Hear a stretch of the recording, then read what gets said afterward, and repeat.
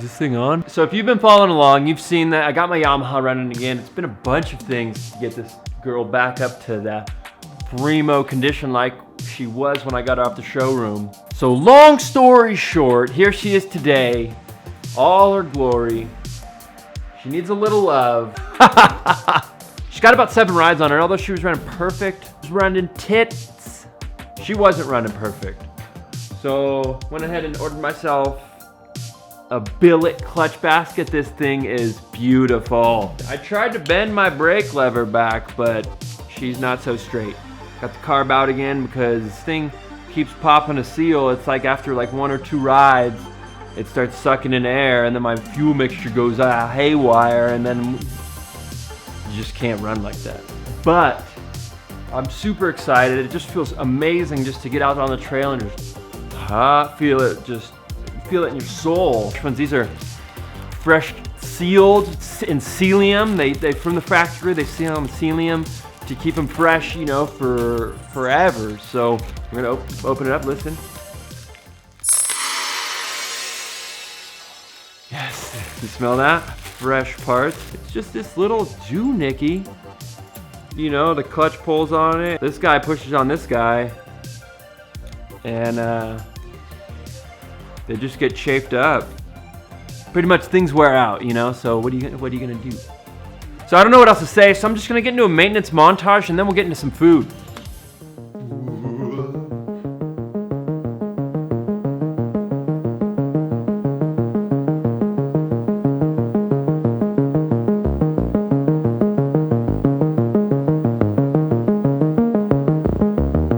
Brake lines I got from Core Moto didn't fit how I wanted, so they're sending out a replacement line. Should be here in the next day or 2. So what we got here is the clutch actuator arms. That edge down there, she's worn just like a schmidgenteen. That's got like a nice sharp edge on it. And when you check them out with the push rod right here, it actually makes like a big difference in how much it pushes the rod. And I think that's why I had a notchy clutch along with a notch clutch basket for fixing with this badass Viseco. You just had to punch off the stock Kickstarter gear and you bolt it on with some new bolts. Pretty easy standard stuff. Let's put it on. So I don't think I pressed record, but we just put the shift actuator arm in and we put things together. So now I'm just cleaning out the old flywheel, making sure there's no schmutz inside the old toots. If you know what I'm saying. Line up the notch, and she's home.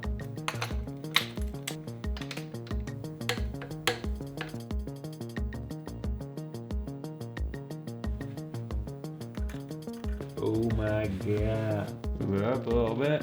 Slide this bad boy on. Woo! Spacer. It's kind of a weird thing. It's got splines on it, and it just hangs freely in there. It's kind of weird. And the basket going in. Got some schmutz on her.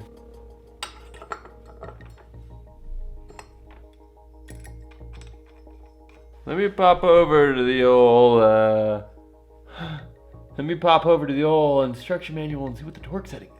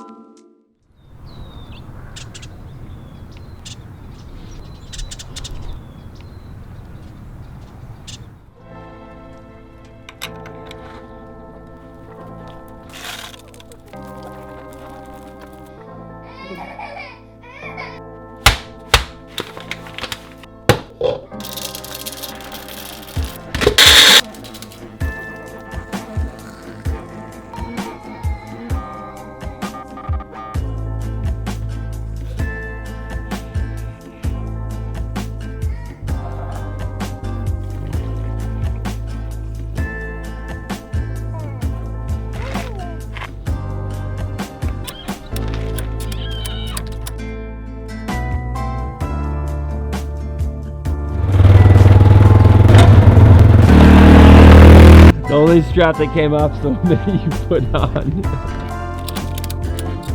This is how Dustin ties this down. All the way around here. Around here. Back here. Certified. So should I have rail tied, or what are you thinking of?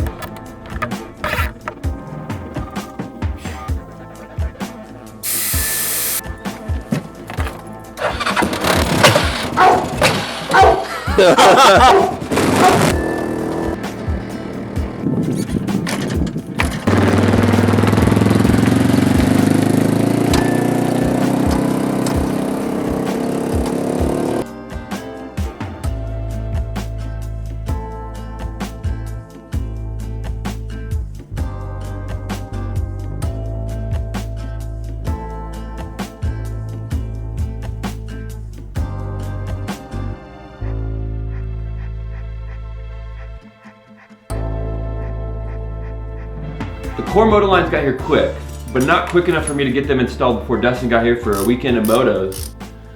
So we tossed my bike together and went out for a ride.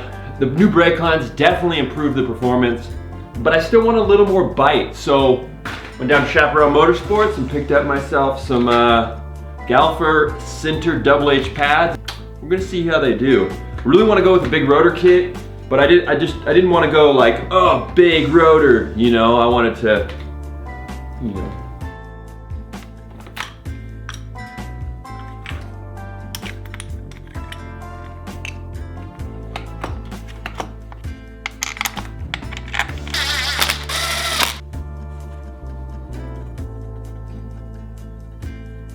I was planning on talking about food, but this video is getting pretty long, so I'm gonna cut it short. We're gonna put these brakes on, and in the next video, I'm gonna dedicate all to food.